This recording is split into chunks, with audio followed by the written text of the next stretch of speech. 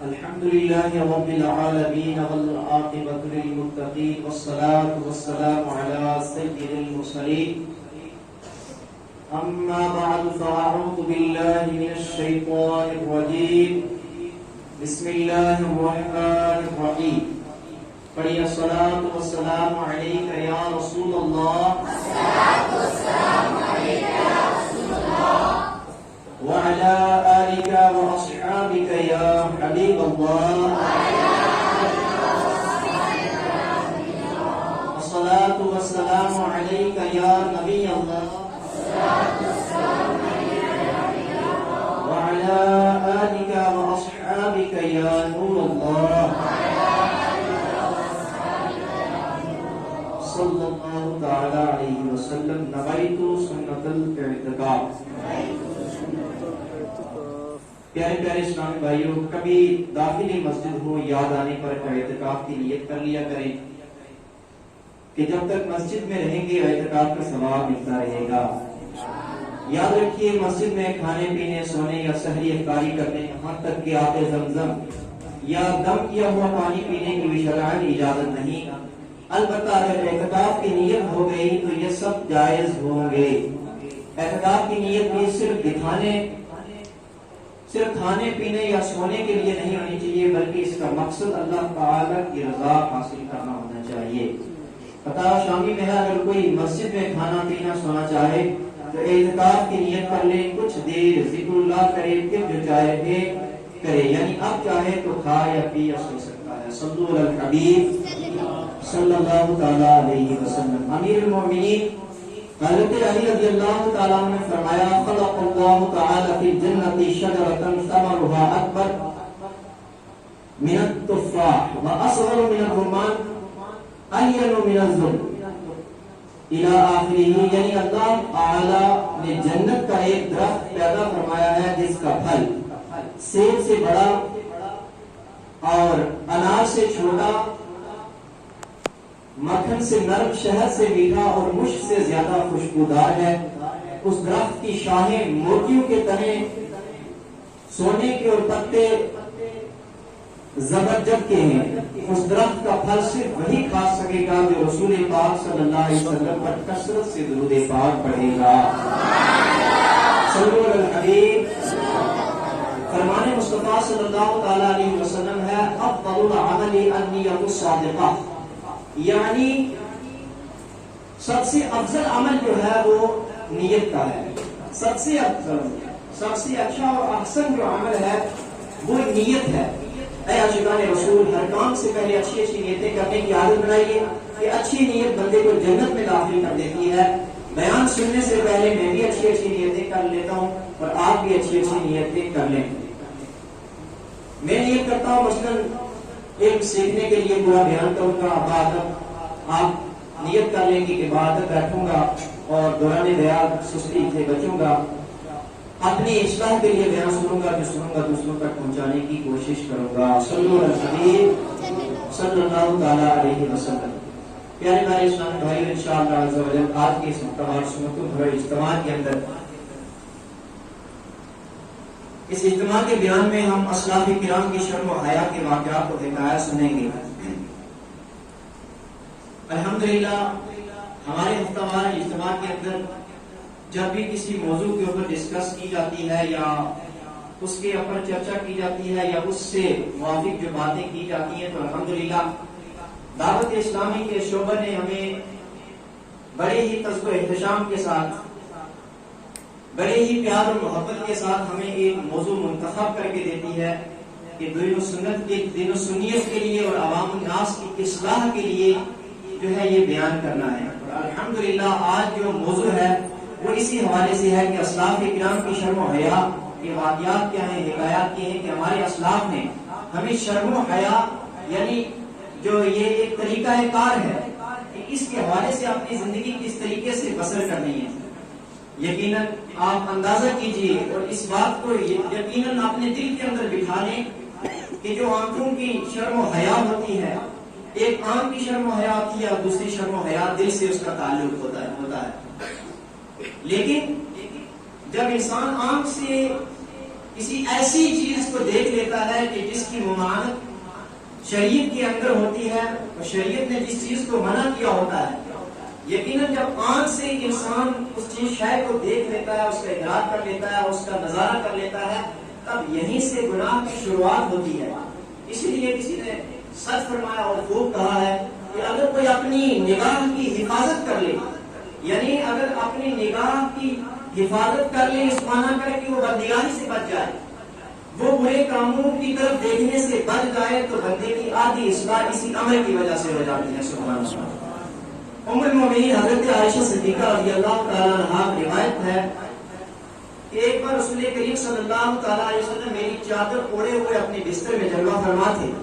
اسی دوران امیر المومنین حضرت سیدنا ابوبکر صدیق رضی اللہ عنہ نے رسول کریم صلی اللہ علیہ وسلم سے اندر آنے کی اجازت طلب کی، اور آپ صلی اللہ علیہ وسلم نے ان کو اجازت دے دی۔ پھر آپ صلی اللہ علیہ وسلم نے ان کی ضرورت پوری فرما دی اور وہ چلے گئے، جبکہ آپ صلی اللہ علیہ وسلم چادر میں اسی حال میں تشریف فرما رہے ہیں۔ پھر آپ صلی اللہ علیہ وسلم سے حضرت عمر رضی اللہ تعالیٰ عنہ نے اجازت طلب کی، اور آپ صلی اللہ علیہ وسلم نے انہیں بھی اجازت دے دی، اور وہ اندر تشریف لائے، اور ان کی جو ضرورت تھی، جو کام تھا، وہ پورا ہو گیا۔ وہ پورا ہونے کے بعد وہ بھی جو ہے تشریف لے گئے، جبکہ آپ صلی اللہ علیہ وسلم اسی حال کے اندر چادر میں جو ہے تشریف فرمائے ہوئے ہیں، اور اسی طرح جو ہے آپ آرام فرما رہے ہیں۔ حضرت عثمان غنی رضی اللہ تعالیٰ عنہ نے آنے سے پہلے اجازت طلب کی۔ سبحان اللہ۔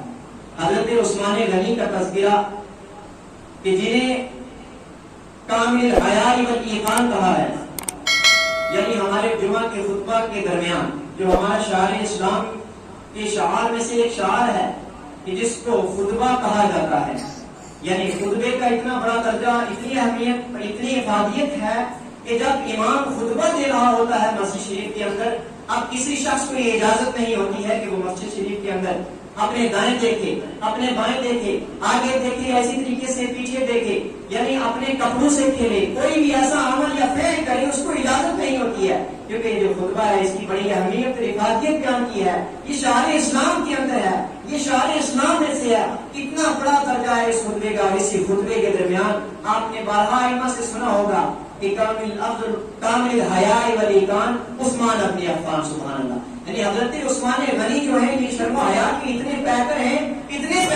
کہ خطبے کے دوران بھی ہم سب پر واجب ہو گیا، ہم پر ضروری ہو گیا کہ جب تک ہم اپنے ایسے اسلاف کے اوپر درود پاک نہ پڑھ لیں تو ہمارا خطبہ جو ہے ادھورا ہوتا ہے۔ اللہ اکبر۔ آئیے آگے سنتے ہیں۔ اسی حال میں حضرت عثمان غنی جب تشریف لاتے ہیں تو اجازت طلب کرتے ہیں، اور جب وہ تشریف لائے تو آپ صلی اللہ علیہ وسلم سیدھے جو ہے ہو کر بیٹھ جاتے ہیں۔ سبحان اللہ۔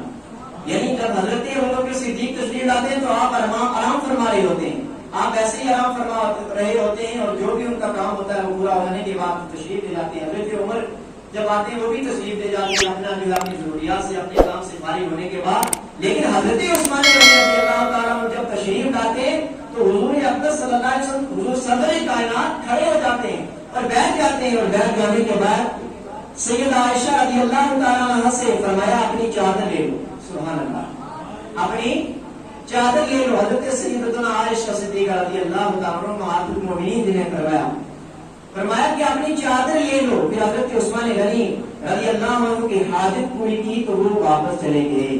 ام المؤمنین حضرت عائشہ رضی اللہ تعالیٰ عنہ نے عرض کی، یا رسول اللہ صلی اللہ علیہ وسلم، ابو بکر عمر رضی اللہ تعالیٰ عنہما کی آمد پر آپ صلی اللہ علیہ وسلم نے ویسا اہتمام نہیں فرمایا جیسا حضرت عثمان غنی رضی اللہ تعالیٰ عنہ کے لیے فرمایا؟